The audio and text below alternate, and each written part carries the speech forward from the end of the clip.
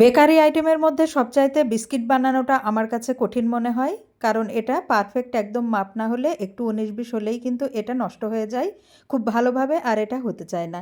বানিয়েছিলাম আজকে chocolate butter cookies, বাচ্চাদের কিন্তু খুবই পছন্দের। এটা নিয়েছিলাম চকলেট, এই চকলেটটা আমি নিয়েছি, আমার কাছে এটা ছিল। যাদের কাছে এটা থাকবে না তারা বাইরের যে নর্মাল এমনি ক্যাডবেরি, ডেইরি মিল্ক এসব পাওয়া যায়, এগুলো দিয়েও কিন্তু এটা বানাতে পারবেন।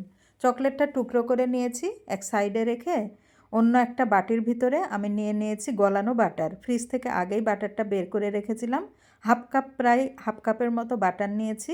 এর ভিতরে সাদা চিনি দিয়েছি আমি 1/4 কাপ, দিয়েছি লাল চিনি 1/4 কাপ। লাল চিনিটা দিলে কুকিজের ভিতরে চিউই একটা ভাব আসে, খেতে খুবই মজা লাগে, তাই লাল চিনিটা অবশ্যই দিতে হবে। আর এর ভিতরে আবার দিয়ে দিয়েছি একটা ডিম, ডিমটা ফ্রিজের বাইরে থাকতে হবে। খুব ভালোভাবে মিশিয়ে নিয়ে এখন আমি ময়দা দিয়ে দিব। টোটাল 1.5 কাপ ময়দা দিব, বাট আমি একসাথে দিব না। প্রথমে আমি 1 কাপ ময়দা দিব। 1 কাপ ময়দা, তার ভিতরে 1 চা চামচ বেকিং পাউডার, হাফ চা চামচ কোকো পাউডার দিয়ে চেলে নিয়েছি।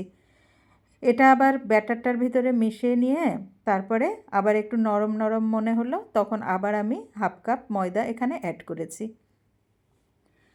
দেখতে যত সহজ মনে হয়, কুকিজ বানানো কিন্তু খুব একটা সহজ না। একটু ১৯-২০ হলেই দেখা যায় যে ভালো হতে চায় না, আর সব কিছু নষ্ট হয়ে গেলে তখন মনটা খারাপ হয়ে যায়।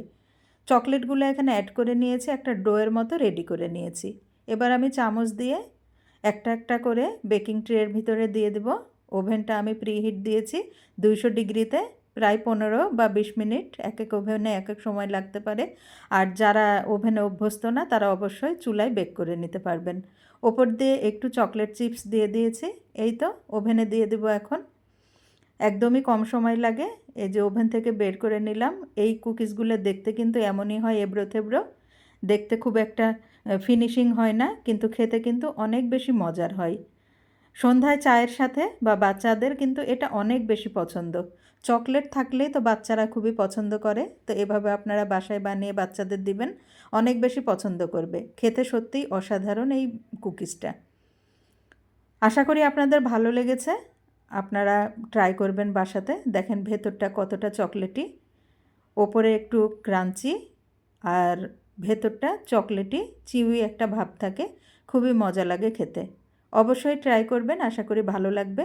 বাচ্চারা অনেক বেশি পছন্দ করবে এই কুকিজটা। আশা করি ভিডিওটি ভালো লেগেছে। দেখা হবে আবারও নেক্সট কোনো চমৎকার একটা রেসিপি নিয়ে। ততদিন পর্যন্ত ভালো থাকবেন, সুস্থ থাকবেন। রেসিপিটা অবশ্যই ট্রাই করবেন। আজকের মতো আল্লাহ হাফেজ।